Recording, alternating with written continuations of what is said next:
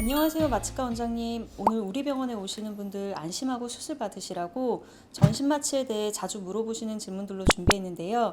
그럼 바로 시작할까요? 그러시죠. 충분한 답변이 됐으면 좋겠습니다.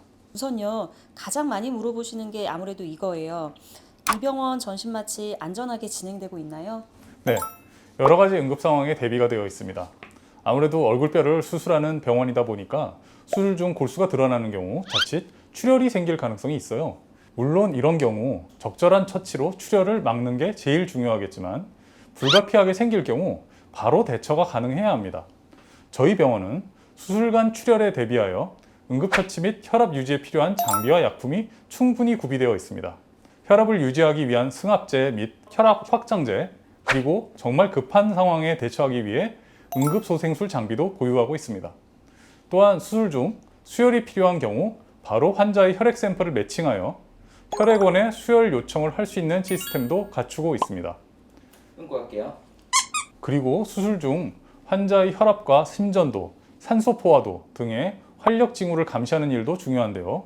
일단 마취의 및 간호사가 지속적으로 환자의 활력 징후를 감시하고 있으며 휴식이나 식사 중에도 수술방에 수초 이내로 도달 가능하기 때문에 이상이 생길 경우 즉각적인 대처가 가능합니다. 마취 중에 혹시라도 발생할 수 있는 혈압저하, 산소 포화도 저하에 대해 저희 병원에선 바로바로 대처하고 있습니다.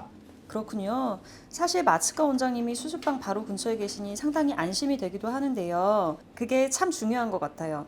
어떤 병원은 수술방이 너무 멀기도 하고 또 아예 상주하시는 마취과 의사가 없는 경우도 있다고 하더라고요. 그렇죠.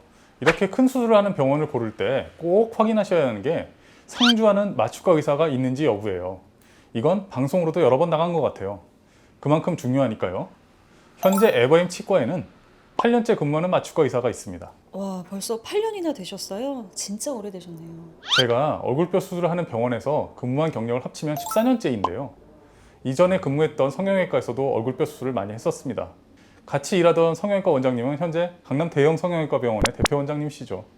제가 14년째 얼굴뼈를 수술하는 병원에서 근무하면서 단 한 번의 사고가 없었던 것은 제가 잘했다기보다는 충분한 대처가 가능한 병원 시스템, 그리고 수술하시는 외과의가 워낙 수술을 잘해서 가능했죠. 14년 동안 사고가 한 건도 없었다고요? 와, 대단하시네요. 이건 겸손한 것 같지만 약간 자기 자랑처럼도 들리는데요? 뭐 자랑이라면 자랑이라고 할 수 있겠죠. 자랑이라기보다는 자부심이라고 생각합니다.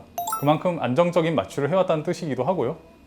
지금까지 스스로 마음에 꺼리끼는 일이 없는 마취를 해왔다고 생각하는데, 자부심 많네요. 그럼 또 질문을 이어가 볼까요? 두 번째로 많은 질문이 이거였어요. 전신 마취를 하면 기억력이 떨어진다는데 사실인가요? 저도 그런 질문을 가끔 받습니다. 그런데 그건 마취 감시 장비가 충분하지 않았던 시절 얘기인 것 같고요. 현재는 감시 장비가 잘 돼 있고 저도 꼼꼼하게 감시하거든요. 그래서 수술 후 실제로 기억력이 떨어졌다든가 머리가 나빠졌다고 하는 컴플레인 하는 경우는 없는 것 같습니다. 만약 그런 일이 실제로 있었다면 수술 후 주위 분들이 가장 잘 알지 않을까요? 그리고 세 번째로 많이들 하는 질문인데요. 비염이나 천식 있으신 분들이 혹시 수술 후에 너무 힘들거나 그런 건 없냐고 질문들을 많이 하셨어요. 전신 마취의 경우에는 아무런 문제가 없다고 말씀드릴 수 있죠. 비염의 경우 코로 숨 쉬는 게 어려운 분들조차도 튜브가 통과하는 것은 어렵지 않아요.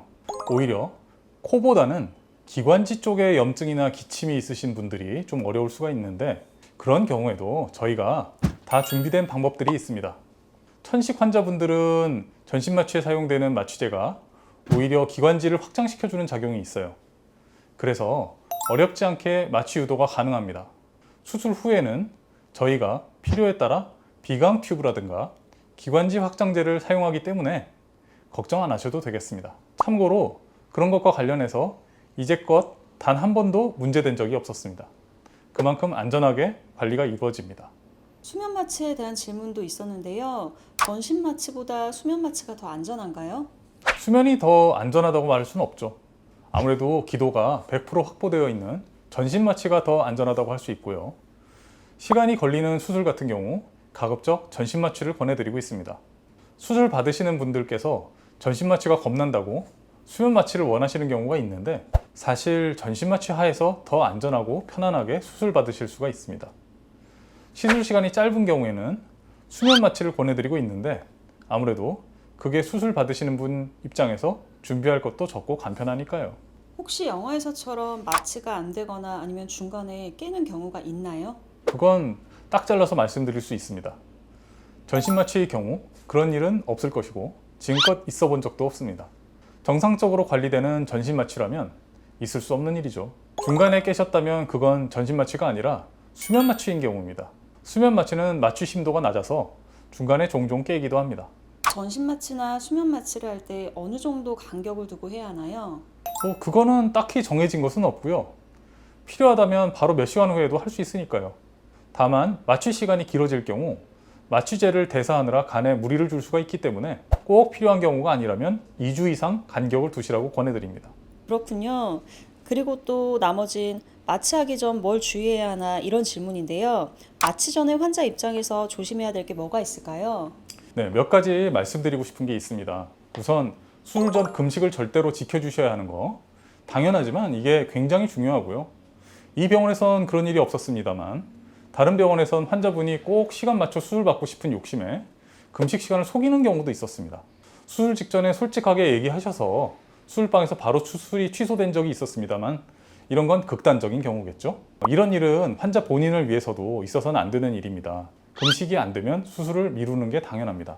그리고 수술 전 검사에 이상이 있는 경우 걱정들을 많이 하시는데요. 어떤 검사 결과는 수술 전 추가 검사가 필요하지만 어떤 검사들은 이상이 있다 해도 수술을 진행하는데 문제가 없는 경우가 있습니다.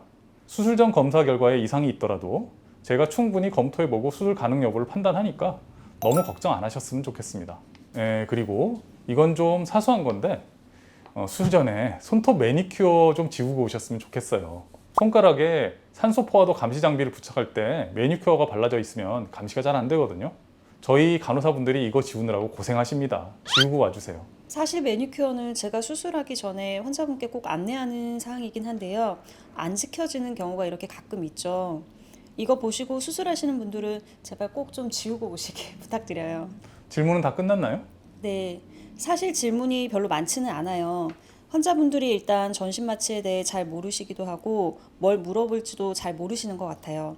혹시 원장님이 더 하고 싶은 말씀이 혹시 있으시면 편하게 한번 해주실까요? 그럼 제가 이왕 영상 찍는 거니까 저희 병원의 응급상황 대처 장비에 대해서 간단하게 말씀드려 볼게요. 훌륭한 마취과 의사는 여러 가지 응급상황에 대처할 수 있는 다양한 수단을 손에 쥐고 있어야 합니다. 우선 이건데요. 이건 후드 마스크라고 해서 환자가 호흡이 곤란할 때 기관지 튜브 삽입을 해야 하는데 여러 가지 상황으로 그게 어려울 경우에 말하자면 입안에 피가 고여 있다든가 목이 부어 있다든가 할 때 저희가 쓰는 장비입니다. 이걸 목 안으로 밀어넣고 부풀리기만 하면 환자의 호흡을 유지시킬 수가 있습니다. 편리하죠? 이런 게 있군요. 급할 때 잘 쓸 수 있겠네요. 네, 그렇죠. 그리고 이건 저희 마취의끼리 불방망이라고 부르는 건데요. 이것도 위에 말씀드린 것처럼 기관지 튜브 삽입이 어려울 때 쓸 수 있는 장비죠. 조명을 어둡게 한 상태에서 튜브를 끼워서 목에 밀어 넣으면 됩니다. 그러면 기관지 내로 튜브가 들어갔을 경우 목 아래로 불빛이 퍼지는 게 보입니다. 아, 이런 것도 있군요. 신기하네요. 그리고 이건 환자의 모관이 굉장히 부었을 때 모양을 유지할 수 있게끔 금속 코일 구조로 된 기관지 튜브예요. 이건 환자의 목이 아무리 부어 있더라도 형태를 유지할 수 있게끔 설계가 되어 있죠. 이것도 마찬가지로 급박한 상황에 대처하는 장비라고 볼 수 있죠. 마지막으로 한 가지 저희가 보여드리고 싶은 게 있어요. 저희 병원에서 쓰고 있는 마취기인데요. 대학병원급의 마취 장비입니다. 현재 대학병원에서 이 마취기를 쓰고 있는 곳이 있을 거고요. 굉장히 고가죠. 이 마취기가 왜 좋으냐면 지속 양압 모드가 가능해요. 그게 뭐냐면 환자의 폐에 폐부종이 생겼을 경우 이 모드로 호흡을 유지하면 폐 기능이 좋아지는 데 도움이 되거든요. 사실상 대학병원 중환자실급의 케어가 가능하다는 뜻이죠. 이것만 해도 만일의 경우를 대비하는 데 큰 도움이 된답니다. 아까도 말씀드렸지만 마취라는 건 여러 가지 대처 수단을 손에 쥐고 있을수록 사고 위험이 줄어듭니다. 그런 면에서 이런 좋은 마취기를 쓰고 있다는 것도 크게 안심이 되는 일이죠. 아, 그렇군요. 정말 말씀 듣고 보니까 여러 가지로 든든하게 느껴지네요. 그럼 인터뷰는 여기까지 하겠습니다. 원장님도 배고프시죠? 점심 먹을 시간이네요. 그래요. 밥 먹을 시간이네요. 여기까지 할게요.